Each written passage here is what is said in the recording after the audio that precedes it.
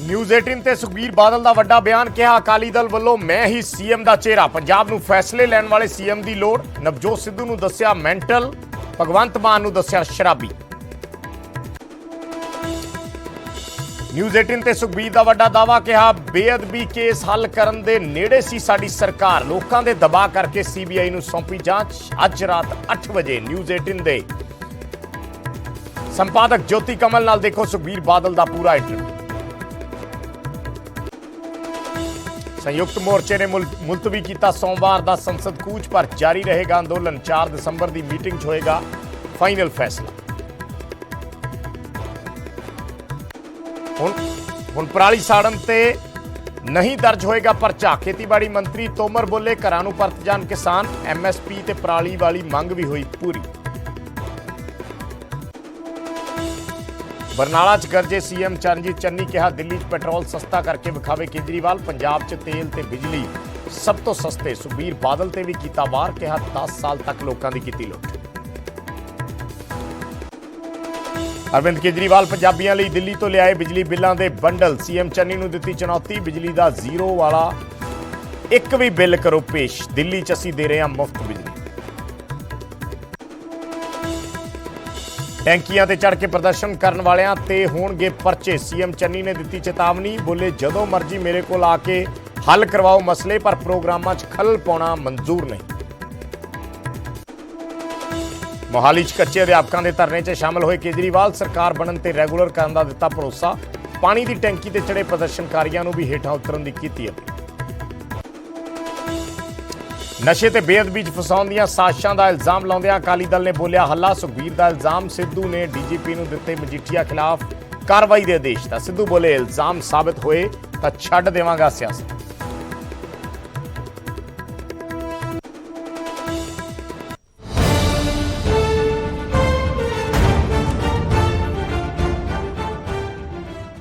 सत श्री अकाल। न्यूज़ 18 पंजाब हरियाणा हिमाचल देख रहे सारे दर्शकों का स्वागत है। मैं हाँ विजयपाल सिंह बराड़।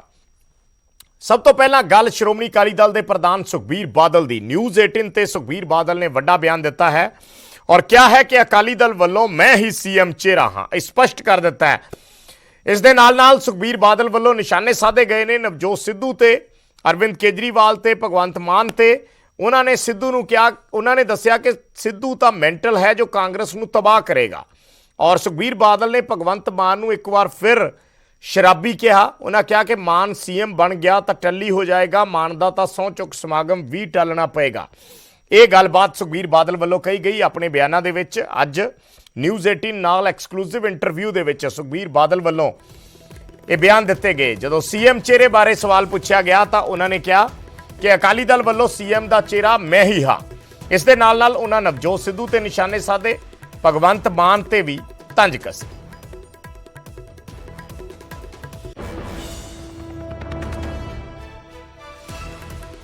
पंजाब की जनता नूं एक चंगा डिसाइसिव मुख्यमंत्री चाहिए। अ पॉजिटिव थिंकिंग मुख्यमंत्री, डेवलपमेंट ओरिएंटेड मुख्यमंत्री, जिहड़ा जनता दे नाल जुड़िया होए। सरदार प्रकाश सिंह बादल 5 बार मुख्यमंत्री बने सी। सही मैने ते जनता दे मुख्यमंत्री सी। पूरी जिंदगी पिंडां शहरां च लाई है उन्होंने। केजरीवाल ते ना चन्नी मंगू पैराशूट होके नहीं आए। सुखबीर जी क्वेश्चन मेरे कोल काफी है पर असी 2-4 होर क्वेश्चन लवांगे। तुसी चीफ मिनिस्टर चेहरा होगे श्रोमणी अकाली दल दे, ये गल साफ है? ये गल साफ है? हाँ जी। पंजाब नूं एक स्टेबल मुख्यमंत्री की लोड़ है, कोई मेंटल मुख्यमंत्री की नहीं। आज सिद्धू है ना, मेंटल सिद्धू है, इसका नाम है आज तो मेंटल सिद्धू राधा। इसका कोई पता नहीं, मेंटल है। थोनू डेली पता नहीं कल की होगा। इहदे नाल हर रोज हुण इहदा इक्को टारगेट है। मैं तेनों अज भी देना, कांग्रेस पार्टी नूं डिस्ट्रॉय करके जाऊगा। अगले कांग्रेस पार्टी नूं नहीं पता लग रहे? मैं तो आप या वो फंसे हुए कि भी मतलब क्यों तुसी कह रहे हो जी? या तो उन्होंने पता है या ये प्लान है। वो समझे बैठे है कि ये फस गए। कोई भी समझ लूगा। मैं तुहानूं दसां, ऐ तुसी भी घरे बैठे होंगे सोचोगे यार कांग्रेस में ऐसा बंदा किवें मिल गया। सारे ही कॉमन मैन भी आ कह रहा है। सही मैंने तो मेंटल सिद्धू है। जिहड़ा लीडर गुरु घर शराब पी के जा सकता है, जिहड़े बंदे का पता ही नहीं कि हफ्ता गायब हो जाता है। मैनूं आम आदमी पार्टी के कई लीडर ने दस्सिया कि हफ्ता ਜਦੋਂ ਸ਼ਰਾਬ ਪੀਣ ਲੱਗਦਾ ਹੈ ਤੇ ਹਫਤਾ ਟੱਪ ਜਾਂਦਾ, ਨੌਨ ਸਟਾਪ ਪੀਂਦਾ ਹੈ। ਮੈਂ ਤਾਂ ਜੇ ਜਿਹੜੀ ਤੁਹਾਡੀ ਗੱਲ ਸੋਚੀ ਨਾ ਤੁਸੀਂ ਕਿ ਸ਼ਰਾਬ ਜੇ ਇਹਨੂੰ ਭਗਵੰਤ ਮਾਨ ਚੀਫ ਮਿਨਿਸਟਰ ਬਣ ਜਾਂਦਾ ਹੈ, ਮਤਲਬ ਬਾਈ ਚਾਂਸ ਹੈ, 0% ਚਾਂਸ ਹੈ ਆਮ ਆਦਮੀ ਪਾਰਟੀ ਜਿੱਤ ਜਾਂਦੀ ਹੈ। ਇਹਨੂੰ ਤਾਂ ਇੰਨੀ ਖੁਸ਼ੀ ਹੋ ਜਾਣੀ ਹੈ ਤੇ ਇਹਨੇ ਸ਼ਰਾਬ ਇੰਨੀ ਪੀ ਲੈਣੇ ਨੇ, ਸਵੇਰੇ ਨਹੀਂ ਤੇ ਵੀ ਨਹੀਂ ਹੋਣਾ ਕਿ ਹਲੇ ਤਾਂ ਆਪਾਂ ਨੂੰ ਡਿਲੇ ਕਰਨਾ ਪੈਣਾ ਹਫਤਾ 10 ਦਿਨ। ਅੱਜ ਸਾਡਾ ਮੁੱਖ ਮੰਤਰੀ ਇਨ ਵੇਟਿੰਗ ਸ਼ਰਾਬੀ ਹੋਇਆ ਪਿਆ। ਤਾਂ ਸੁਖਬੀਰ ਬਾਦਲ ਵੱਲੋਂ ਅੱਜ ਕਈ ਵੱਡੇ ਦਾਅਵੇ ਵੀ ਕੀਤੇ ਗਏ। ਬੇਅਦਬੀ ਮਾਮਲੇ ਨੂੰ ਲੈ ਕੇ ਉਹਨਾਂ ਨੇ ਇੱਕ ਵੱਡਾ ਦਾਅਵਾ ਕੀਤਾ ਨਿਊਜ਼ 18 ਨਾਲ ਐਕਸਕਲੂਸਿਵ ਇੰਟਰਵਿਊ ਦੇ ਵਿੱਚ। ਸੁਖਬੀਰ ਬਾਦਲ ਨੇ ਕਿਹਾ ਕਿ ਅਸੀਂ ਬੇਅਦਬੀ ਕੇਸ ਹੱਲ ਕਰਨ ਦੇ ਬਿਲਕੁਲ ਨੇੜੇ ਸੀ, ਲੋਕਾਂ ਦੇ ਦਬਾਅ ਕਰਕੇ ਸਾਨੂੰ ਜਾਂਚ CBI ਨੂੰ ਦੇਣੀ ਪਈ। ਉਹਨਾਂ ਕਿਹਾ ਕਿ ਬੇਅਦਬੀ ਡਰੱਗ ਕੇਸ 'ਚ ਸਾਨੂੰ ਫਸਾਉਣ ਦੀ ਹੁਣ ਸਰਕਾਰ ਦੀ ਸਾਜ਼ਿਸ਼ ਹੈ, ਪਰ ਮੈਨੂੰ ਕਿਸੇ ਵੀ ਐਕਸ਼ਨ ਦਾ ਡਰ ਨਹੀਂ ਹੈ। STF ਦੀ ਰਿਪੋਰਟ 'ਚ ਉਹਨਾਂ ਕਿਹਾ ਕਿ ਸਾਡੇ ਖਿਲਾਫ ਕੁਝ ਵੀ ਨਹੀਂ ਹੈ। ਇਹ ਦਾਅਵੇ ਅੱਜ ਨਿਊਜ਼ 18 ਨਾਲ ਐਕਸਕਲੂਸਿਵ ਇੰਟਰਵਿਊ 'ਚ ਸੁਖਬੀਰ ਬਾਦਲ ਵੱਲੋਂ ਕੀਤੇ ਗਏ। ਜੇ CBI ਦੇ ਕੋਲ ਕੇਸ ਨਾ ਜਾਂਦਾ, ਜਿਵੇਂ ਤੁਸੀਂ ਹੁਣੇ ਕਹਿ ਰਹੇ ਸੀਗੇ, ਔਰ ਥੋੜੀ ਪੁਲਿਸ ਇਨਵੈਸਟੀਗੇਟ ਕਰਦੀ, ਕੀ ਤੁਸੀਂ ਬੇਅਦਬੀ ਮਾਮਲੇ ਨੂੰ ਸੁਲਝਾ ਸਕਦੇ ਸੀਗੇ? ਅਸੀਂ ਨੇੜੇ ਲੱਗ ਗਏ ਸੀ। ਕਿੱਥੇ ਤੱਕ ਪਹੁੰਚੇ ਸੀਗੇ? ਉੱਥੇ ਬਹੁਤ ਲੋਕੀ ਆ ਜਿਹਦੇ ਐਵੀਡੈਂਸ ਆ ਗਿਆ ਸੀ, ਪਰ ਇਹਨਾਂ ਨੇ ਪ੍ਰੈਸ਼ਰ ਇੰਨਾ ਪਾਇਆ ਕਿ ਇਹਨਾਂ ਨੇ ਕਿਹਾ ਕਿ ਅਸੀਂ ਕੋਈ ਪੰਜਾਬ ਸਰਕਾਰ ਦੀ ਇਨਵੈਸਟੀਗੇਸ਼ਨ ਨੂੰ ਮੰਨਾਂਗੇ ਨਹੀਂ। ਸੋ ਜਨਤਾ ਦੀ ਭਾਵਨਾ ਨੂੰ ਦੇਖ ਕੇ ਅਸੀਂ ਐ ਨਹੀਂ ਦਿਖਾਉਣਾ ਚਾਹੁੰਦੇ ਸੀ ਕਿ ਅਸੀਂ ਜਾਣ ਕੇ ਕਿਸੇ ਨੂੰ ਬਚਾਉਣਾ ਚਾਹੁੰਦੇ ਆ। ਅਸੀਂ ਉਹਨਾਂ ਦੀ ਭਾਵਨਾ ਨੂੰ ਦੇਖ ਕੇ CBI ਨੂੰ ਦਿੱਤੀ ਸੀ। ਉਹਨਾਂ ਕਹਿਣਗੇ ਜੇ ਸਾਡੇ ਪਾਸ ਹੁੰਦੀ ਅਸੀਂ ਪੂਰਾ ਮਗਰ ਲੱਗ ਕੇ ਕਰਨਾ ਸੀ। ਜਨਤਕ 2 ਸਾਲ ਪਹਿਲੇ ਨਵਜੋਤ ਸਿੱਧੂ ਨੇ ਕਰ ਹੀ ਦਿੱਤੀ ਹੈ। ਕੀ ਨਿਕਲਿਆ? ਕੁਝ ਵੀ ਨਹੀਂ।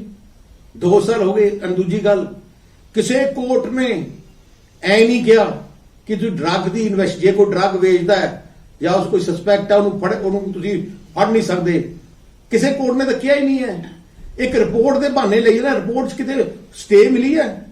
ਤੁਸੀਂ ਨਵਜੋਤ ਸਿੰਘ ਸਿੱਧੂ ਨੇ 2 ਸਾਲ ਪਹਿਲੇ ਜਨਤਕ ਕਰਤੀ, ਉਹਦੇ 'ਚ ਕੁਝ ਹੈ ਹੀ ਨਹੀਂ। ਆ ਇੱਕ ਲਿਫਾਫਾ ਨੂੰ ਦਿਖਵਾ ਕੇ ਜੇ ਤੁਸੀਂ ਇਨਵੈਸਟੀਗੇਸ਼ਨ ਤਾਂ ਤੁਹਾਡੇ ਹੱਥ 'ਚ ਜਦੋਂ ਮਰਜ਼ੀ ਕਰ ਲਓ। ਤਾਂ ਨਿਊਜ਼ 18 ਦੇ ਸੰਪਾਦਕ ਜੋਤੀ ਕਮਲ ਦੇ ਨਾਲ ਸੁਖਬੀਰ ਬਾਦਲ ਦਾ ਇਹ ਪੂਰਾ ਇੰਟਰਵਿਊ ਤੁਸੀਂ ਦੇਖ ਸਕਦੇ ਹੋ ਅੱਜ ਰਾਤ 8 ਵਜੇ। ਅਗਲੀ ਖਬਰ ਦਾ ਰੁਖ ਕਰਦੇ ਹਾਂ। ਅਰਵਿੰਦ ਕੇਜਰੀਵਾਲ ਦਾ ਜ਼ਿਕਰ ਕਰ ਲੈਂਦੇ ਹਾਂ। ਅਰਵਿੰਦ ਕੇਜਰੀਵਾਲ ਅੱਜ ਫਿਰ ਪੰਜਾਬ ਆਏ ਨੇ।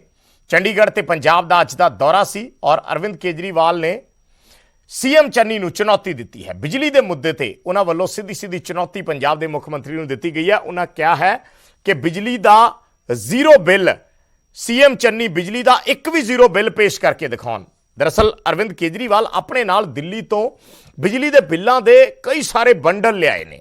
ਉਹਨਾਂ ਨੇ ਇਹ ਬੰਡਲ ਲਿਆ ਕੇ ਪੰਜਾਬ ਦੀ ਜਨਤਾ ਨਾਲ ਜੋ ਸੰਵਾਦ ਰੱਖਿਆ ਸੀ ਉਸ ਦੇ ਵਿੱਚ ਦਿਖਾਏ, ਪੰਜਾਬੀਆਂ ਨੂੰ ਦਿਖਾਏ ਕਿ ਇਹ ਸਾਰੇ ਬਿੱਲ 0 ਰੁਪਏ ਦੇ ਬਿੱਲ ਨੇ, ਯਾਨੀ ਬਿਜਲੀ ਦਾ ਕਿਸੇ ਦਾ ਵੀ 0 ਬਿੱਲ ਆਇਆ ਔਰ ਕਿਸੇ ਨੂੰ ਬਿਜਲੀ ਦਾ ਕੋਈ ਖਰਚਾ ਨਹੀਂ ਪਿਆ, ਯਾਨੀ ਮੁਫਤ ਬਿਜਲੀ ਹੈ। ਬਿੱਲ ਜ਼ਰੂਰ ਜਾਂਦਾ ਹੈ ਪਰ ਬਿੱਲ ਦੇ ਵਿੱਚ ਰਕਮ ਕੋਈ ਨਹੀਂ ਹੈ, ਰਾਸ਼ੀ ਕੋਈ ਨਹੀਂ ਹੈ। ਔਰ ਇਹ ਬਿੱਲ ਦਿਖਾ ਕੇ ਅਰਵਿੰਦ ਕੇਜਰੀਵਾਲ ਨੇ CM ਚੰਨੀ ਨੂੰ ਚੁਣੌਤੀ ਦਿੱਤੀ, ਉਹਨਾਂ ਨੂੰ ਚੈਲੰਜ ਕੀਤਾ ਕਿ ਉਹ ਪੰਜਾਬ ਦੇ ਵਿੱਚ 0 ਰੁਪਏ ਵਾਲੇ ਬਿੱਲ ਦਿਖਾਓ।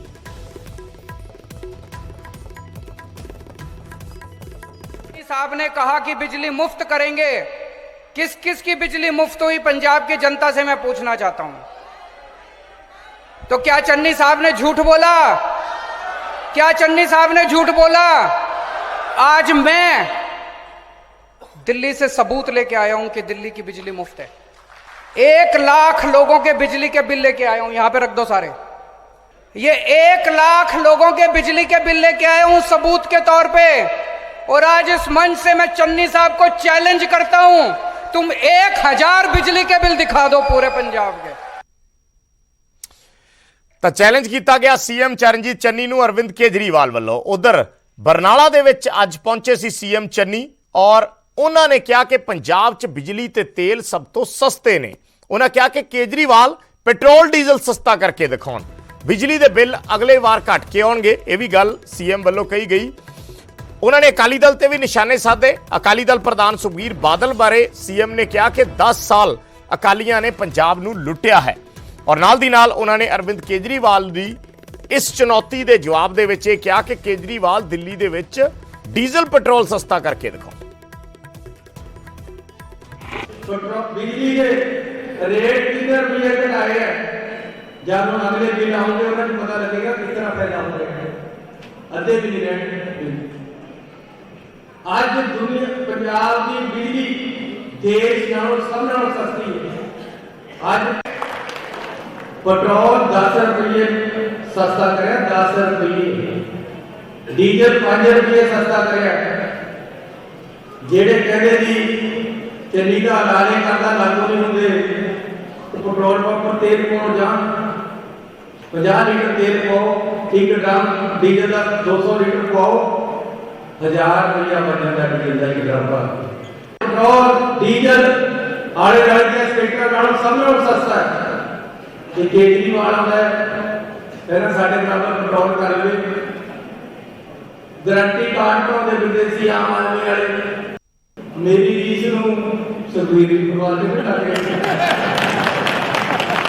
वो क्या होया था ये पता लगे परिवार केड़ी ना ये पता लगे प्लेयर केड़ा दो जने गोल गोल ने हुण किथे खेड होंदे आ परिवार इन्हां दे शरीर दा देखो लोकां नूं लुट लुट के एडे एडे ढिੱਡ करदे।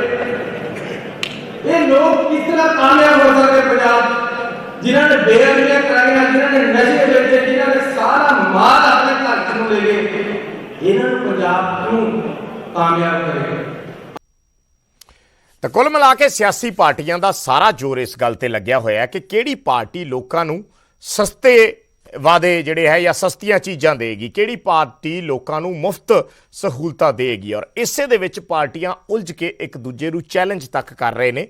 ਔਰ ਚਾਰੇ ਪਾਸੇ ਕਿਉਂਕਿ ਵੋਟਾਂ ਆ ਰਹੀਆਂ ਨੇ, ਕੁਝ ਸਮਾਂ ਬਾਕੀ ਬਚਿਆ, ਕਰੀਬ 1 ਮਹੀਨੇ ਬਾਅਦ ਉਮੀਦ ਹੈ ਕਿ ਸੂਬੇ ਦੇ ਵਿੱਚ ਕੋਡ ਲੱਗ ਜਾਣਾ ਔਰ ਉਸ ਤੋਂ ਬਾਅਦ ਫਿਰ ਕੋਈ ਐਲਾਨ ਨਹੀਂ ਕਰ ਸਕਦੇ। ਇਸ ਕਰਕੇ ਧੜਾ ਧੜ ਐਲਾਨਾਂ ਦਾ ਦੌਰ ਜਾਰੀ ਹੈ।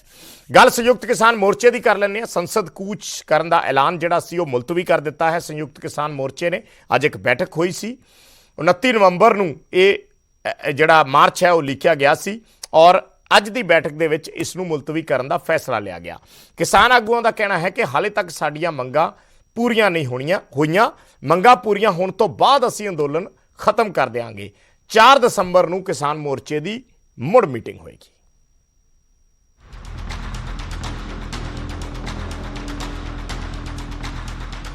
संयुक्त किसान मोर्चे ने संसद कूच का ऐलान मुलतवी कर दिता है। 29 नवंबर को संयुक्त किसान मोर्चे ने 500 के जत्थे का संसद के वल कूच करने का ऐलान किया सी। संयुक्त किसान मोर्चे की मीटिंग हुई जिस तो बाद ऐलान का फैसला वापस लिया गया।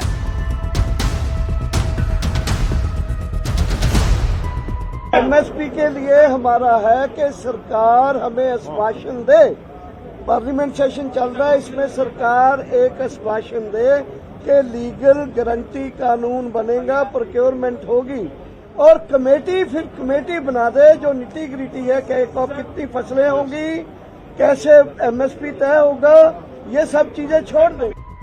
किसानों का कहना है कि 29 नवंबर को सरहद रुत इजलास के दौरान खेती कानून वापसी प्रक्रिया तो बाद असी कुछ फैसला लवांगे।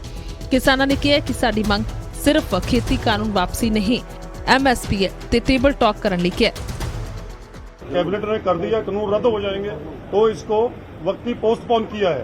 हम देख रहे हैं बाकी मुद्दे के लिए वो 2930 को पार्लियामेंट में एमएसपी गारंटी का कानून केसों के बारे में और कानून दोनों सदनों में राष्ट्रपति के साइन होने तक इसको वेट एंड वॉच कर रहे हैं। किसान आगुओं ने ऐलान किया कि खेती कानूनों दौरान किसानों ते हुए पर्चे रद्द किए जान, वो चाहे सूबा सरकारां ने किए होण जां रेलवे ने।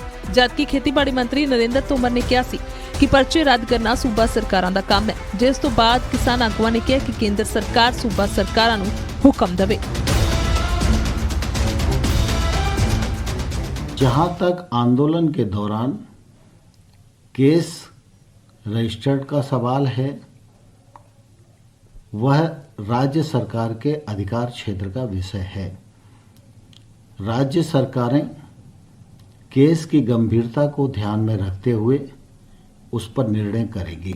और मोदी जी निर्देश करें अपने राज्य सरकारों को कि जितने भी मुकदमे हैं वो राज्य सरकार वापस ले और जो रेलवे के हैं वो केंद्र सरकार वापस ले। संयुक्त किसान मोर्चे की 4 दसंबर को मीटिंग है। इस दौरान अंदोलन जारी रखने जां खत्म करने का फैसला लिया जा सकता है, पर फिलहाल किसान अंदोलन जारी रहेगा। ਸਿੰਘੂ ਤੋਂ ਨਪਿੰਦਰ ਬਰਾੜ, ਨਿਊਜ਼ 18 पंजाब। ਕੇਂਦਰ ਸਰਕਾਰ ਨੇ ਕਿਸਾਨਾਂ ਦੀਆਂ 3 ਹੋਰ ਵੱਡੀਆਂ ਮੰਗਾਂ ਤੇ ਵੱਡਾ ਐਲਾਨ ਕੀਤਾ ਹੈ, ਜਿਸ ਵਿੱਚ ਪਰਾਲੀ ਸਾੜਨ ਤੇ ਕੇਸ ਦਰਜ ਨਾ ਹੋਣ ਤੇ MSP ਦਾ ਮੁੱਦਾ ਅਹਿਮ ਨੇ। ਇਸ ਤੋਂ ਇਲਾਵਾ ਖੇਤੀਬਾੜੀ ਮੰਤਰੀ ਨਰਿੰਦਰ ਸਿੰਘ ਤੋਮਰ ਨੇ ਕਿਸਾਨਾਂ ਨੂੰ ਵੀ ਅਪੀਲ ਕੀਤੀ ਹੈ।